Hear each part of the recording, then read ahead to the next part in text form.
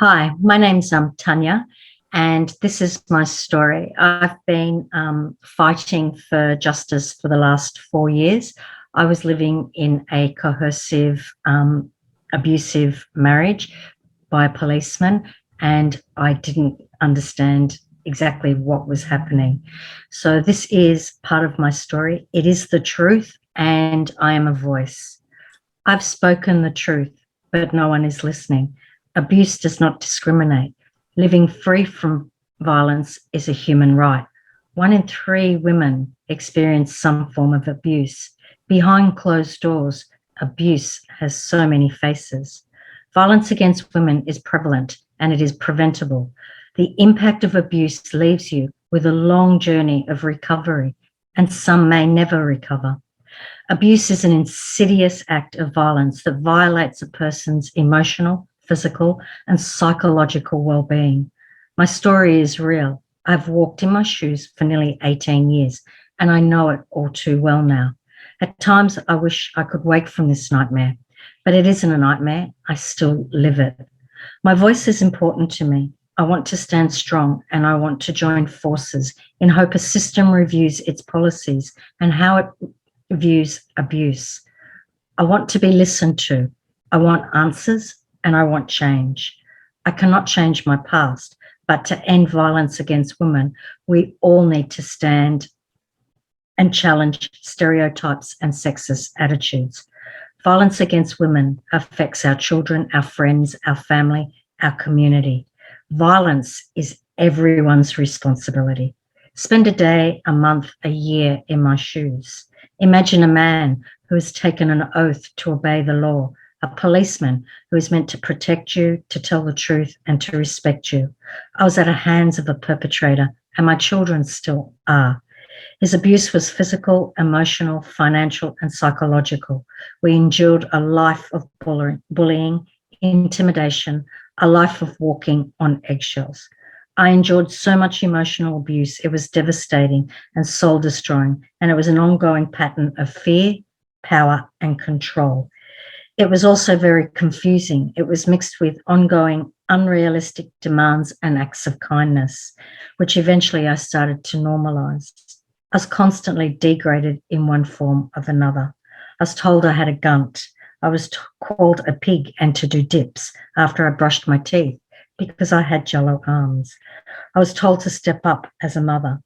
I was told I made the mess within the house and I was dirty.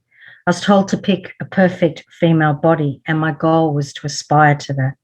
I was given an exercise regime. I had no dress sense. I was uneducated. My hairband pulled out of my hair while he pushed his hands through it. I had to look a certain way. He often humiliated me in front of friends. At times, I felt like Alice in Wonderland, shrinking in that chair. As a joke, he would bend my fingers until there was pain, and he would only stop when I referred to him as God, but it was a joke. He would comment on my friends and their bodies. He would tell me I'd go there. He built so many insecurities in how I saw myself and how I saw my friends. I was told I never looked sexy and I was a frump. There were so many aspects to his abuse. My list unfortunately goes on. My son also had strict rules. His head was pushed over a plate and was told he ate like a pig. We had to sit there in a rigid military setting. My daughter forced out of bed to put her towel in the washing machine because it had germs on it. She was sent to her room without food if she did not do her homework. And they also had homework from school and pages of his homework. Perfect grades had to be achieved. We had military countdowns in the morning, and if I was 2 seconds late, there was fast driving and sudden braking. No one was safe. We all had to be perfect because perfect boosted his ego, and we lived a horrible life of being a perfect, happy family.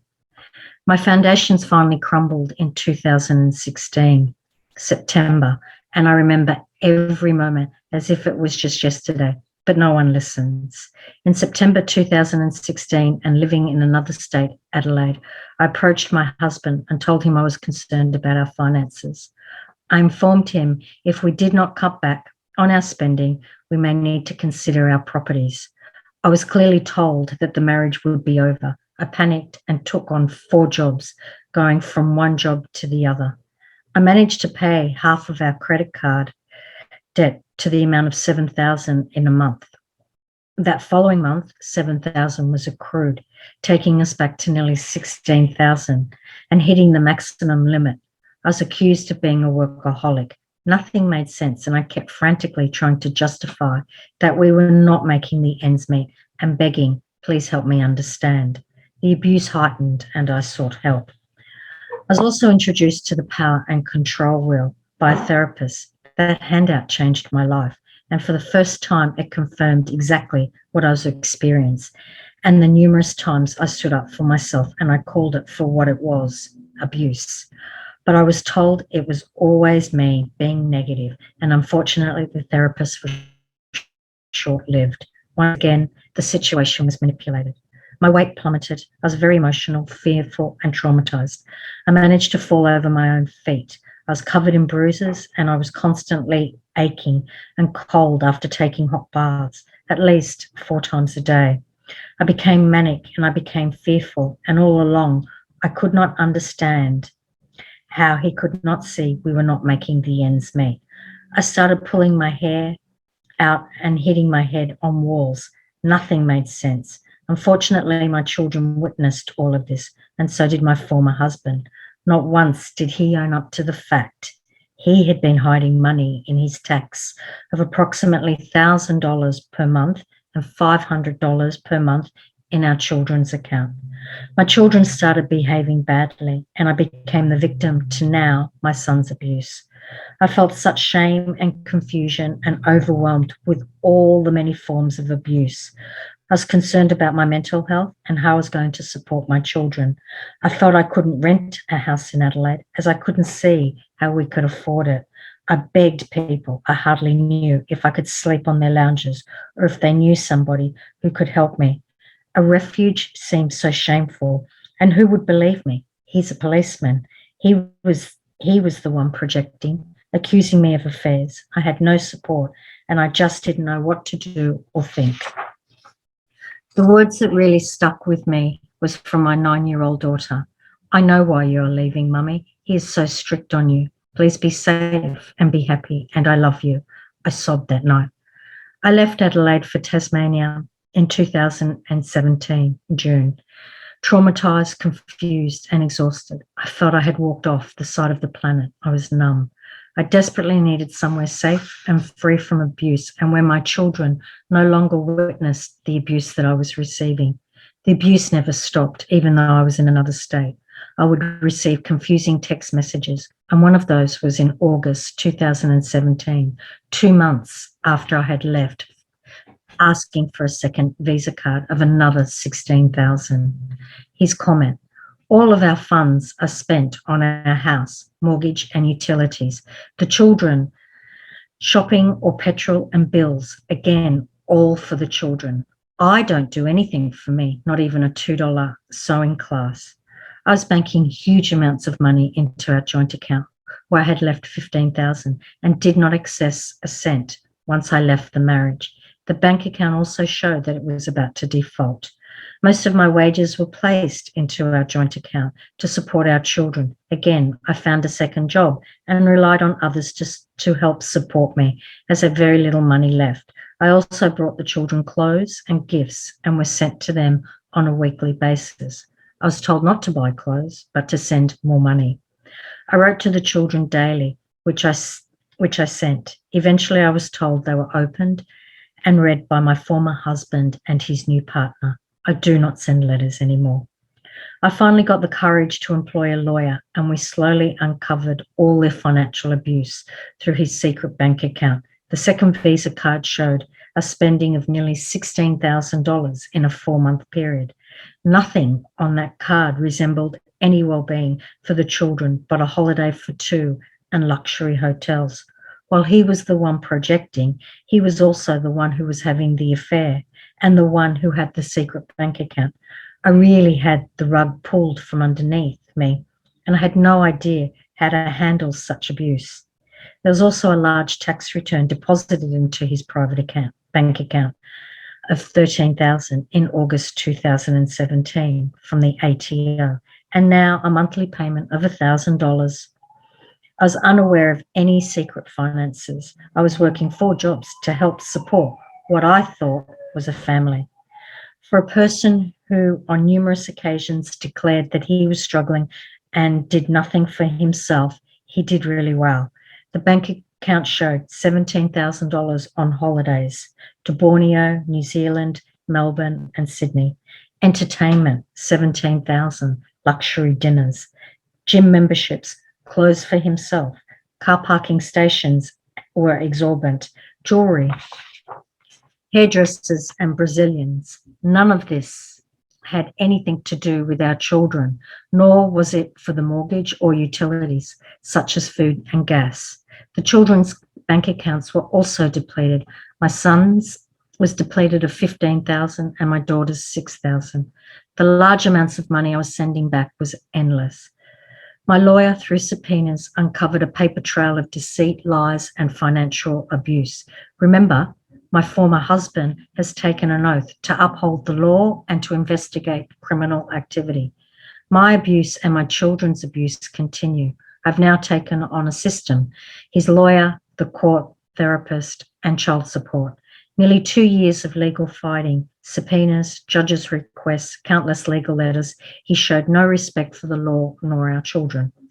I had produced all the evidence that was requested, but it seemed it was never reciprocated, and he was never held accountable. Over and over, I submitted bank statements outlining I was paying well and above of what was expected by child support.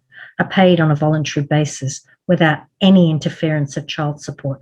Every month without failure, money was deposited into our joint account to the value of $2,600, $1,700, $1,600, the minimum payment of $600. He's also receiving all the surplus from our rental property at the time, $2,000. The opposing lawyer continually sent letters stating that I was paying insufficient funds. Even though she was presented with the evidence in meetings and numerous letters, she still managed to humiliate me by stating I was not paying the correct amount. It became embarrassing. They cheered when they thought they had won the settlement. There was suspicion around the affidavits that had been opened and relayed to counteract my affidavit. My former husband finally submitted his application to child support in 2018 after I paid $800 for that month. Child support does not recognise previous payments and requested payment from the day of the application was lodged. My child support was no more than $150 per month based on the time of my last income. I truly would never have thought a lawyer would use humiliation and cheer at an outcome where it involved 2 children and a mother. This was all reported and dismissed. From a professional, it was extremely callous and unprofessional. A mother and her children do not have a relationship. The court therapist was far from professional, and the mere fact I had to sit in a waiting room and try and complete my forms on a small clipboard was inappropriate. There was no facility of separate entrances for people who were abused. So I was extremely anxious and asked to be late, which was noted in her notes. My affidavit was presented to the therapist and was blocked. And to see the children was like jumping through hoops. At times it took 60 days of tireless agreements, 48 days for another. One meeting never happened because the opposing lawyer lost the paperwork, and the last was 28 days. I spoke the truth. I was calm. I asked if I could talk about what was in my affidavit, and the reply was yes. I outlined the abuse, how hard it was to see the children, and the cost, and that the cost involved, and that I could not maintain the costs associated with seeing the children once I had booked airfares, hotels, and outings for all, and fitting into a ridiculous schedule. There was no contributions from him. My son had been manipulated, and our relationship was fragile. He too tried to take my savings card, and he was intending to withdraw money from it. He told me I owed him $200 that I'd borrowed in Adelaide to pay the electrician so we could have power. I was accused of only sending $30 per week to help support them.